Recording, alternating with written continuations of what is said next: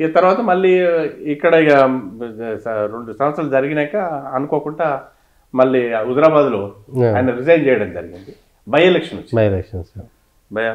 వచ్చినప్పుడు ఇక అప్పుడు నేను 2 సార్లు అక్కడ పార్లమెంట్ సభ్యునికి ఉన్నా కాబట్టి అది నా కాన్స్టిట్యూన్సీలో వస్తుందని అప్పుడు మంత్రి శ్రీనివాస్ గారు ఆర్గనైజ్ సెక్రటరీగా అన్న మీరు ఇక్కడే ఉండి ఇది ఎట్టి పరిస్థితుల్లో సీట్ గెలిపించాలని చెప్పేసి చెప్పడం జరిగింది.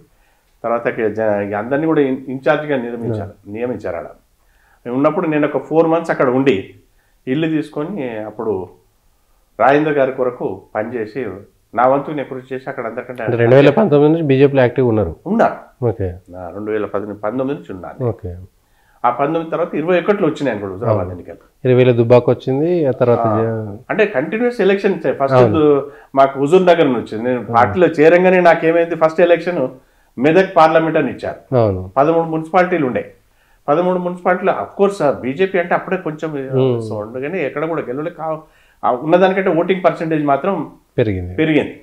దాని తర్వాత మళ్ళీ లోకల్ బాడీ ఎలక్షన్స్ వచ్చాయి, దాంట్లో కూడా పనిచేశాం. ఆ తర్వాత హుజూర్ నగర్ ఉత్తమ్ కుమార్ అక్కడ కూడా పనిచేశాం మేము ఒక మండలం ఇన్ఛార్జ్గా. దాని తర్వాత దుబ్బాకు వచ్చింది.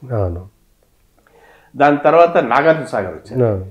నాగార్జున సాగర్ హుజరాబాద్ వచ్చింది. హుజరాబాద్ తర్వాత మళ్ళీ అతను రాజగోపాల్ రెడ్డి మునుగోడు వచ్చింది. ఈ 5 ఎలక్షన్స్ కూడా నేను ఉన్నాను. పార్టీలో మంచి తీసుకొని పనిచేసాను.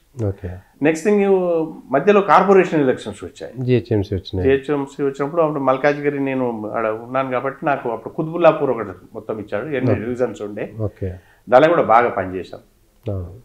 అప్పుడు కూడా ఒక డివిజన్ ఏమో గెలిచాం. భరత్ గెలిచాడు. 2 ఏమో సెకండ్ మెజారిటీలో ఉన్నాం. ఆ విధంగా అక్కడ కూడా పనిచేసాం. అప్పుడు నెక్స్ట్ థింగ్ ఏంటంటే మేము ఎంపీగా ఉన్నప్పుడు కూడా దాదాపు 7.5 సంవత్సరాలు ఎంపీగా పనిచేశాను. అంటే నాకు బై ఎలక్షన్స్ తొందరగా అప్పుడు ఎలక్షన్స్ మొత్తం ఫుల్ టర్మ్ చేయలేకపోయాను. మిడ్ టర్మ్ వచ్చారు చేయలేకపోయాం. కానీ చంద్రబాబు గారు దాంట్లో అభివృద్ధి అనేది చాలా బాగా చేశాం.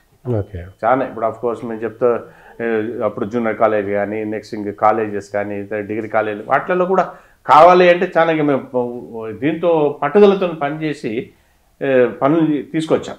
అదొక మాకు క్రేజీ అనిపించేది అన్నట్టు. ప్రజలకు సేవ చేస్తున్నాం అనేది ఒక సంతోషం అనిపించేది.